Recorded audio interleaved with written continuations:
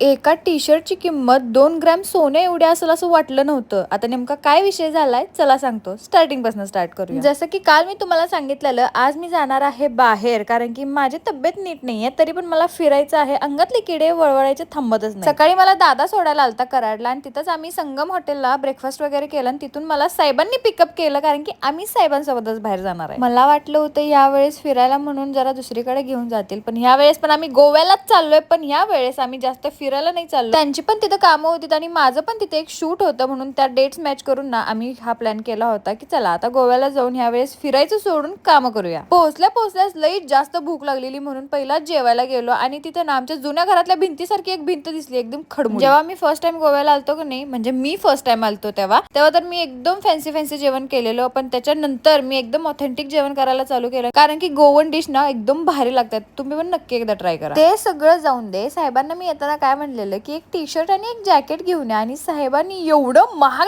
T shirt आणि jacket घेऊन आल्यात का नाही, मी त्याची किंमत पण सांगू शकत नाही. त्याच्यानंतर मला एक जीन्स बघायची होती आणि मी जेव्हा मॅक्स मध्ये गेलो कपडे ट्राय करायला, तेव्हा मला आतून आवाज आला की सायली आता तुला खरंच जिमची गरज आहे आणि डाएट तुला करायलाच लागणार आहे, कारण की पोट आता सुटायला लागलंय. संध्याकाळी ना आम्ही जरा बाहेर गेलेलो, कारण की आमच्या इथले लोकल जे गोवन फ्रेंड्स आहेत त्यांच्यासाठी काही गिफ्ट आणलेले म्हणून.